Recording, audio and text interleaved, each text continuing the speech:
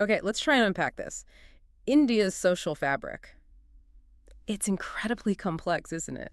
Layers upon layers of history, community. Oh, absolutely. Like geological strata, as you said. Yeah. And running through it all for centuries is caste. It just touches everything. It really does. And then bang, April 30th, 2025, an announcement that, well, it didn't feel like standard policy, more like a massive plot twist. Exactly. Prime Minister Modi announced that the 2026 national census will include a full caste count. Something the government had resisted for so long, it sent shockwaves, didn't it? Total shockwaves instantly sparked debate everywhere. I mean, for a topic this sensitive. Yeah. And that sudden U-turn, that's what we're diving into today. We've looked at a whole range of material news reports, analysis, commentary. Trying to get behind the headlines, really. Understand the history, the politics, the potential consequences. Right. Our mission here is to help you understand what's really going on with this high-stakes decision, why it matters so much. So first things first, you really have to grasp how fundamental caste is in India. It's not ancient history. No, not at all. It shapes social standing, opportunity, politics, everything, even today. It's deeply embedded. And here's a fact that just jumps out. The last time India did a proper comprehensive caste count in the national census, It's staggering, isn't it? 1931, Mhm. before independence, under the British. So think about that gap. Since then, the census has regularly counted scheduled castes, the SCs, and scheduled tribes, STs. Right, those groups constitutionally recognized for affirmative action. Mm. But that leaves out huge swaths of the population. Especially the other backward classes, the OBCs, who are also considered disadvantaged, and many, many other groups too. And this data gap, it's not academic. It has real-world consequences. Huge consequences. How can you design effective social equity policies like reservations in jobs and education? If you don't actually know the demographic breakdown, you can't. It's like shooting arrows in the dark, as many sources put it. Exactly. Are the policies reaching the right people? Are they proportionate? You just don't have the data. We saw a glimpse of this with Bihar's state survey in 2023. That was pushed by Chief Minister Nitish Kumar. And the numbers were eye-opening. Weren't they just? It showed something like 84% of Bihar's population belonged to marginalized castes, SCs, STs, OBCs combined. Compared to only about 15.5% from the dominant castes, that really highlights what might be hidden nationally. It underscores the demand for accurate, nationwide data. There was that attempt in 2011, the Socioeconomic and Caste Census. Right, I remember that. But the data was collected, and then what happened? It was basically shelved, deemed unreliable, flawed, never officially released, so the gap remained. Which makes the April 30th announcement even more, well, dramatic. Absolutely. Because the ruling party, the BJP, their position for years was firmly against a national caste census, very vocal about it. They called it divisive, potentially harmful. Even linked calls for it to, anti-national elements sometimes, framing it as destabilizing. And as recently as 2021, they told Parliament, told the Supreme Court, it wasn't a conscious political choice for the central government. Seemed completely off the table. A non-starter. So you can imagine the whiplash when, on April 30th, the PM says, yes, we're doing it in 2026. And not just doing it, but senior figures like the Home Minister Amit Shah immediately tweeting about it, calling it historic, a move for social justice. The contrast is stark. A complete 180-degree turn. The timing, too, is something lots of commentary picked up on. It was just days after that terror attack in Pahalgam on April 22nd. Right, security was dominating the headlines. The government was focused on response. And then, boom, the conversation shifts entirely to the caste census. Which naturally leads to speculation. Was it partly a distraction? That's one theory. Or maybe a strategic calculation ahead of the Bihar Assembly elections later in 2025. Caste is huge there. Or perhaps trying to steal the thunder from opponents like Congress and the RJD, who've been demanding this for ages. It's probably, as you often find in politics, a mix of things. Multiple strategic layers likely at play. So why the resistance in the first place? Why was this such a sensitive issue, particularly for the ruling party and its ideological background? Well, a major concern, often highlighted, is how counting castes might fragment the idea of Hindu unity. Ah, right. The Hindutva narrative often emphasizes a unified Hindu identity. Exactly.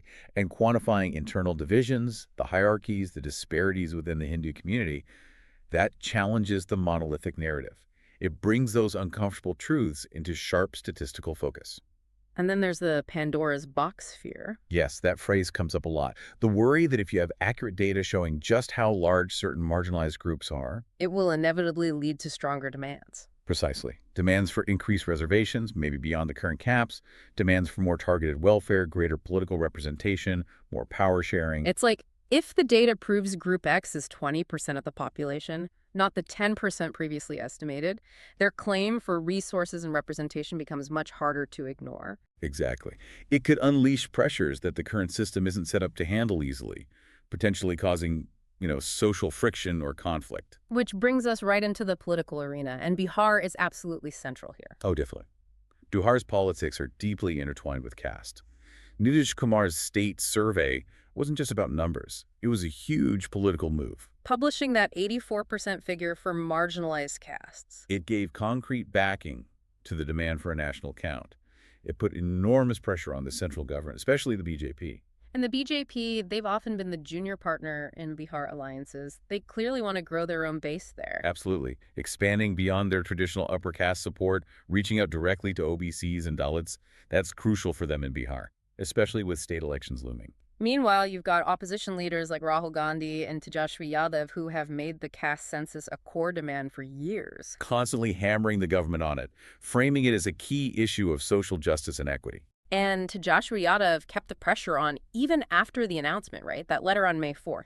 Yes, welcoming the census, but calling it just the first step. Yeah. And then pushing further, demanding reservations be extended into the private sector too. So the government's U-turn looks very much like a strategic response to all this pressure, maybe trying to neutralize the issue or even co-opt it. It certainly seems strategically timed, politically astute, whatever the deeper motivations. And it's not just Bihar. We saw another approach down in Telangana. Right, the Congress government there under Chief Minister Revanth Reddy also did a state survey, but they went a bit broader. How so? It wasn't just counting heads. They aimed to map socioeconomic conditions across castes, looking at education, employment, resources, a more detailed picture of inequality. Ah, okay. More qualitative alongside the quantitative. Exactly.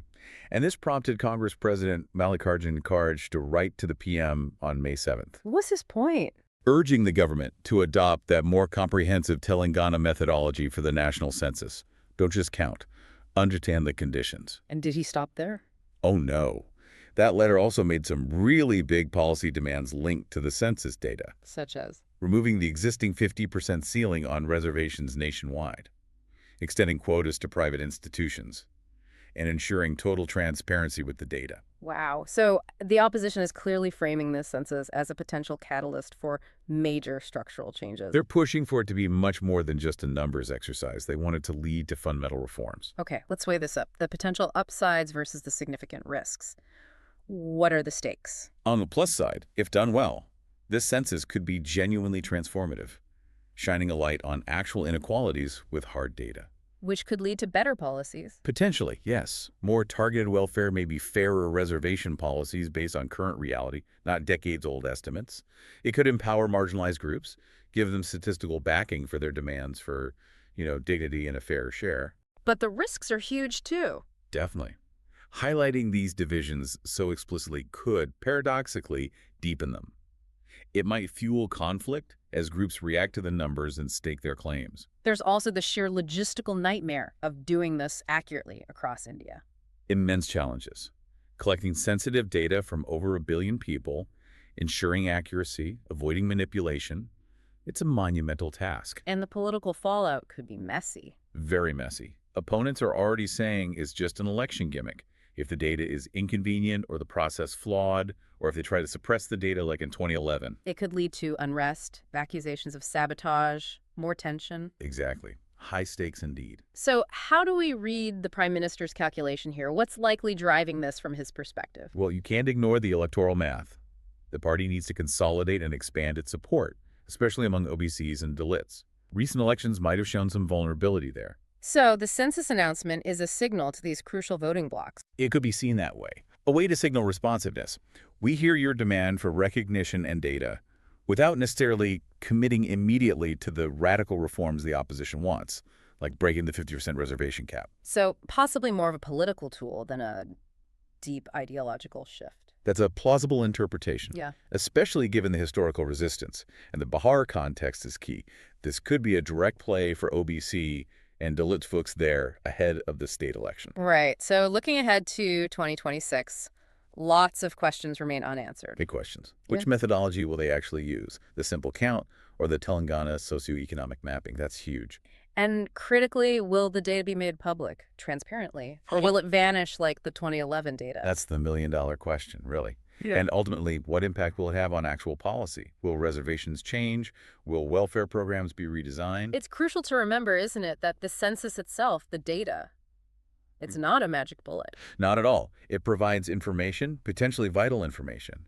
But everything depends on what happens after the numbers are in. Whether it leads to real policy action or just remains, well, a statistic in a report. And you see that tension now.